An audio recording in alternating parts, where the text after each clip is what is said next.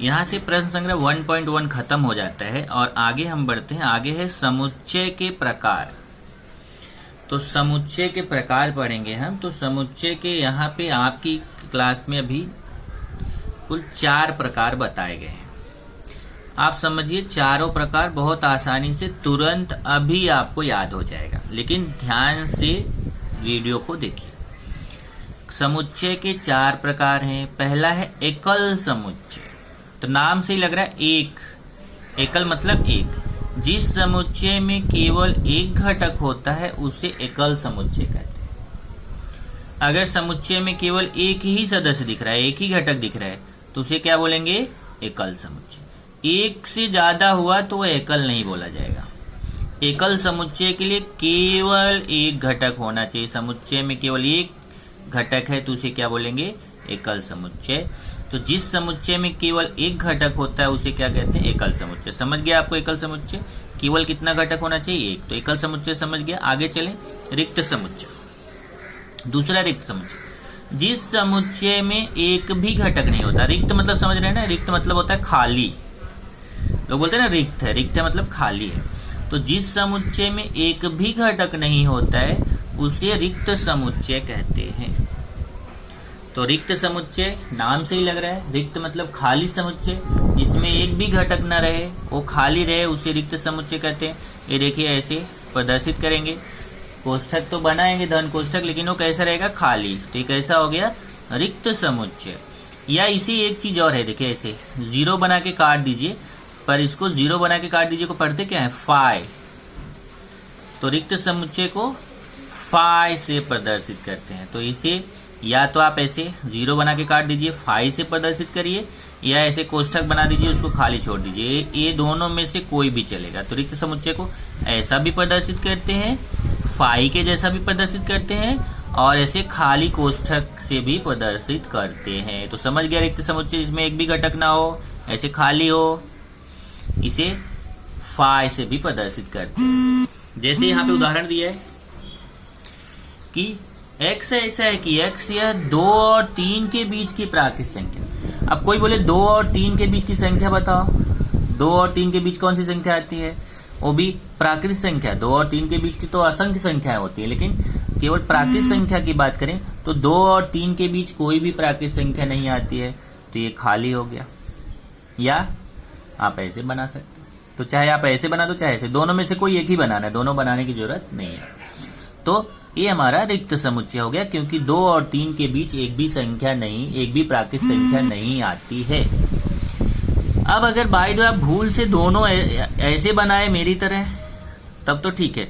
कुछ स्टूडेंट क्या करते हैं कि दोनों उत्तर लिख देते हैं ऐसे, धन कोष्ठक बना दिए, उसके अंदर फाई लिख दिए, तो उनको लगता है हमने रिक्त समुच्चय बनाया। ये रिक्त समुच्चय नहीं, एकल समुच्चय हो गया, क्योंकि इसमें धन कोष्ठक के अंदर एक घटक है, एक सदस्य है, इसलिए यह रिक्त समुच्चय नहीं है, बल्कि यह एकल समुच्चय। तो ऐसा कभी मत बनाना। जब भी रिक्त समुच्चय को बनाना हो, चाहे आप ऐसा बनाओ चाहे ऐसा बनाओ। अगला है सीमित समुच्चय। जिस समुच्चय के घटकों को गिन सकते हैं उसे सीमित समुच्चय कहते हैं। अगर आप समुच्चय के घटकों को गिन सकते हो तो उसे क्या बोलते हैं? सीमित। जैसे यहाँ देखिए 1 2 3 4 5, इसको आप गिन सकते हो। कितने घटक है? 1 2 3 4 5 घटक है, इसको गिन सकते हैं, तो यह सीमित समुच्चय। कोई बोलता है आपकी कक्षा 9वीं के विद्यार्थियों का समुच्चय, तो आप कक्षा 9वीं के अपनी कक्षा के विद्यार्थियों को गिन सकते हो, तो वह सीमित समुच्चय हो गया। तो जिसको आप गिन सकते हो वह सीमित समुच्चय है।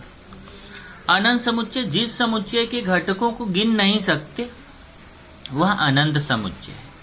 जैसे देखिए यहाँ पे 1 2 3 4 5 डॉट डॉट डॉट लगा दिया, डॉट डॉट डॉट का मतलब अनंत तक गया, तो यह कैसा समुच्चय हो गया? अनंत समुच्चय, क्योंकि इसको हम गिन नहीं सकते हैं। तो जिस समुच्चय के घटकों को गिन सकते हैं वह सीमित समुच्चय है, और जिस समुच्चय के घटकों को नहीं गिन सकते हैं वह अनंत समुच्चय है। तो ये 4 प्रकार हो गए।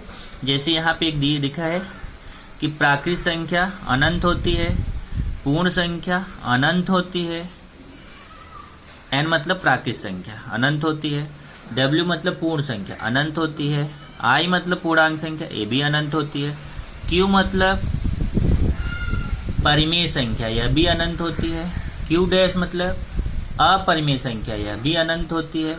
और आर मतलब वास्तविक संख्या, यह भी अनंत होती है। तो ये जितनी भी संख्याएं हैं N W I Q Q dash R, ये सब अनंत समुच्चय होते हैं। तो चारों समुच्चय क्लियर हो गया।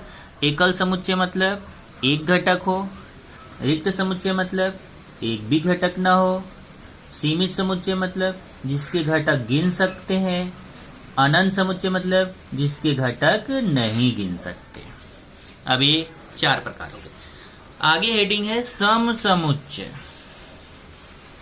तो जिन दो समुच्चयों के घटक, जैसे नाम से लग रहा है सम मतलब समान, तो जिन दो समुच्चयों के घटक समान हो, चाहे उनका क्रम कुछ भी हो, उन्हें सम समुच्चय कहते हैं। तो सम समुच्चय किसे बोलेंगे कि मतलब घटक जो रहेंगे वो समान रहेंगे। अगर एक समुच्चय ए है, दूसरा समुच्चय बी है, दोनों में समान घटक हैं, तो फिर वह सम समुच्चय कहा जाएगा। उसका क्रम चाहे कुछ भी हो। जैसे यहाँ देखिए a बराबर 1 2 3, b बराबर 2 3 1, तो यहाँ समुच्चय ए में भी वही घटक हैं 1 2 3, और समुच्चय बी में भी वही घटक हैं 1 2 3। जो घटक ए में है वही बी में है, केवल उनका क्रम बदल गया है। तो ए और बी दोनों सम समुच्चय हैं, दोनों समान हैं। तो अगर जो घटक ए में है वही घटक बी में है, तो ए और बी समान समुच्चय है और उनके बीच बराबर लगाएंगे। लेकिन अगर मान लीजिए कि जैसे यहाँ देखिए P में 1 2 3, Q में 1 2 3 4, तो इसमें देखिए P में जितने जो घटक हैं, क्या वही घटक Q में है? नहीं ना। Q में एक ज्यादा घटक दिख रहा है 4 इसमें नहीं दिख रहा है। तो अगर P में और Q में दोनों में समान घटक नहीं है, जो घटक P में है वही Q में है, लेकिन Q में एक ज्यादा भी दिख रहा है, तो ये P और Q दोनों समान समुच्चय नहीं है, सम समुच्चय नहीं है। और जब सम समुच्चय नहीं है तो दोनों के बीच बराबर लगा के काट देंगे। तो अगर सम समुच्चय है तो फिर बराबर लगाना है। A और B दोनों सम समुच्चय है तो A बराबर B, और P और Q दोनों सम समुच्चय नहीं है क्योंकि समान घटक नहीं है दोनों में, तो दोनों के बीच बराबर लगा के काट देंगे, मतलब दोनों बराबर नहीं है। इस तरीके से आपका समुच्चय फिर से देख लीजिए।